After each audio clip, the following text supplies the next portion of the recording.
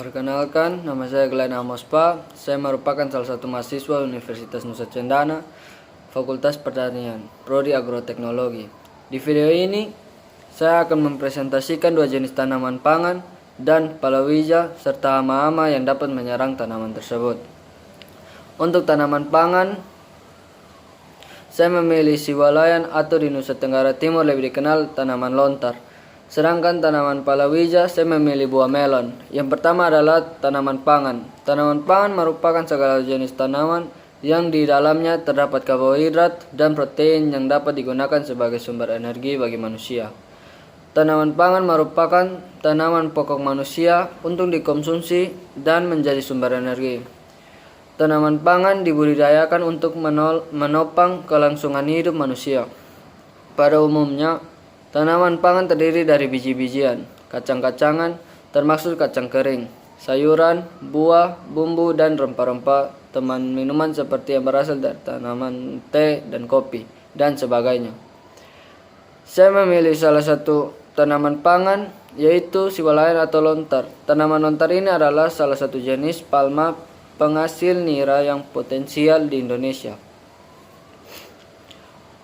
Ada pula biji siwalan atau lontar ini dipotong kotak-kotak kecil untuk bahan campuran minuman es dawet siwalan yang biasa didapati dijual. Dijadikan campuran panganan atau kue-kue, atau untuk dibuat menjadi selai. Cairan atau nira dari buahnya dapat diambil dan diolah menjadi tuak dan gula air, serta gula lempeng. Di sebagian daerah, tuak atau hasil dari tuak atau gula air dipakai sebagai bahan pangan yang dikonsumsi sebagai kelangsungan hidup masyarakat di daerah tertentu. Hama-hama yang menyerang tanaman lontar ini sama dengan hama yang menyerang tanaman kelapa, karena kedua tanaman ini berjenis sama. Yang pertama, pengerak tandang buah. Hama ini menyerang dengan cara merusak tanaman buah lontar, anakan hingga mati berakibat terjadinya penurunan produksi buah lontar, penghasil nira, dan juga kematian tanaman tersebut. Hama ini dapat dikendalikan dengan cara melakukan perawatan dan pengontrolan tanaman, serta melakukan penyemprotan dengan insektisida berbahan aktif. Kedua, cendawan Phytophthora palmifera. Hama ini menyerang tanaman lontar dan menyebabkan penyakit busuk pada tanaman lontar, kelapa, dan aren. Ketiga, tungau. Serangan ini dapat diketahui dengan melihat untuk segitiga kecil berwarna pucat pada permukaan buah muda dari bawah kelopak buah yang akan meluas atau memanjang sampai menutupi sebagian besar permukaan buah. Daerah yang terserang yang sudah berwarna pucat akan berubah menjadi warna coklat pada beberapa hari kemudian. Serangan tungau kelapa mengakibatkan buah lontar tidak berkembang sempurna dan banyak gugur. Keempat, ulat artono.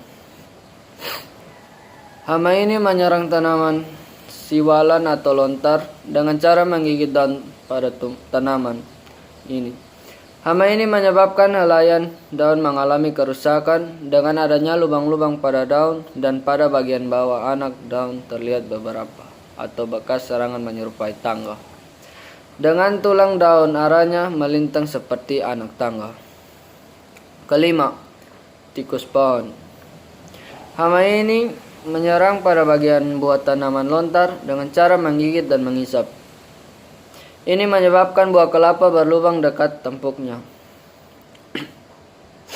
Selanjutnya adalah tanaman palawija. Tanaman palawija adalah tanaman lain yang ditanam untuk memenuhi kebutuhan pangan penduduk selain tanaman pangan. Sering disebut juga sebagai tanaman sekundari atau tanaman kedua. Untuk tanaman palawija, saya memilih melon.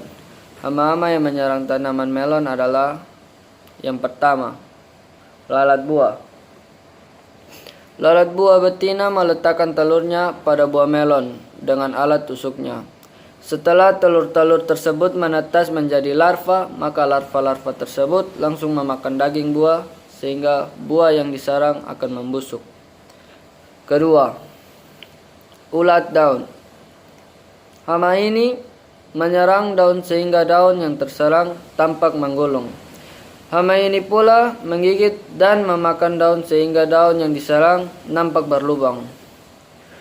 Ulat daun ini berwarna hijau dan seringkali berada di permukaan daun bagian bawah. Ketiga, tungau. Serangan ini berbentuk seperti laba-laba, berwarna merah dan berukuran sekitar 1 mm. Dalam satu siklus hidupnya hanya memerlukan waktu sekitar 15 hari. Tungau menyerang daun atau pucuk daun dengan cara menghisap cairannya sehingga daun berkerut dan lama-lama warna daun berubah menjadi kuning.